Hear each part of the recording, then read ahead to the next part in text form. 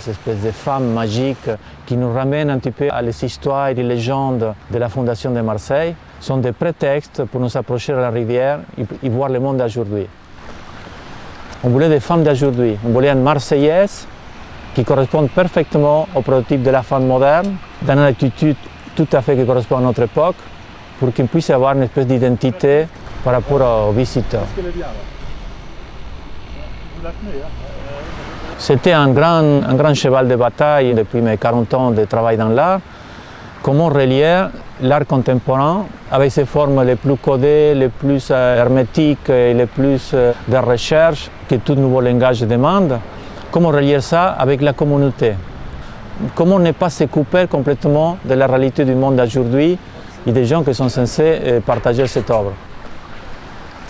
Donc c'est toujours essayer de chercher toutes sortes de ponts possibles pour que le langage de l'art puisse trouver quelques points d'accroche avec le grand public pour créer au moins un principe de dialogue.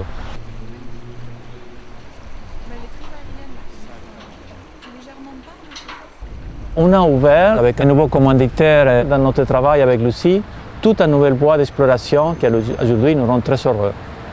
On sait qu'on est face à un défi avec une volonté d'une association qui n'est pas forcément dans le monde de l'art, qui veut une action culturelle précise, mais ce qui est vraiment intéressant pour nous, c'est qu'on ne part pas avec une idée préconçue.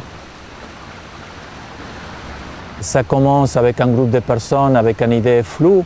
Personne n'ose trop avancer ou trop dire pour ne pas faire d'erreur. Et on tâtonne, on teste quelles sont les différentes pistes, avec un petit peu peur de ne pas contredire l'artiste. Et nous, tous les contraires, très attentifs à voir quelles étaient les plus petites pistes qui pouvaient surgir pour qu'on puisse commencer à développer. Et ça crée au fur et à mesure du temps qui passe, des semaines, des mois, une confiance en laquelle on se connaît et les choses commencent à sortir avec une grande fluidité.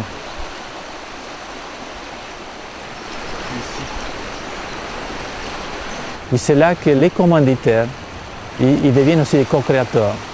Ce n'est pas seulement quelqu'un qui commande une œuvre, c'est quelqu'un qui commence à être dans la gestation et la création de l'œuvre, ce qu'on appelle nous la co-création. Ils ont choisi les postes, ils ont choisi les femmes, ils ont choisi les personnages, les profils, et nous les avons accompagnés.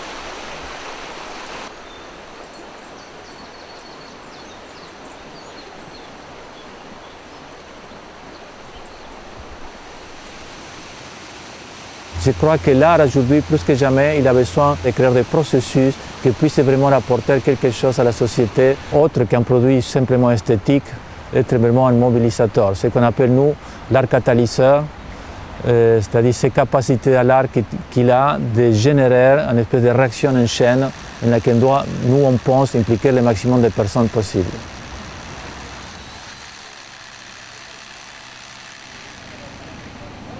Je pense qu'il y a eu une véritable appropriation. Dès le moment qu'on a travaillé ensemble et qu'on a créé ensemble, je pense que ces œuvres les appartiennent vraiment. Je vois dans la façon qu'il écrit, qu'il a décrit, qu'ils font ses ateliers, qu'ils parlent. Et ce n'est plus notre travail, ce n'est pas Lucie et Georges, ce sont les 5 faits de Rive Culture.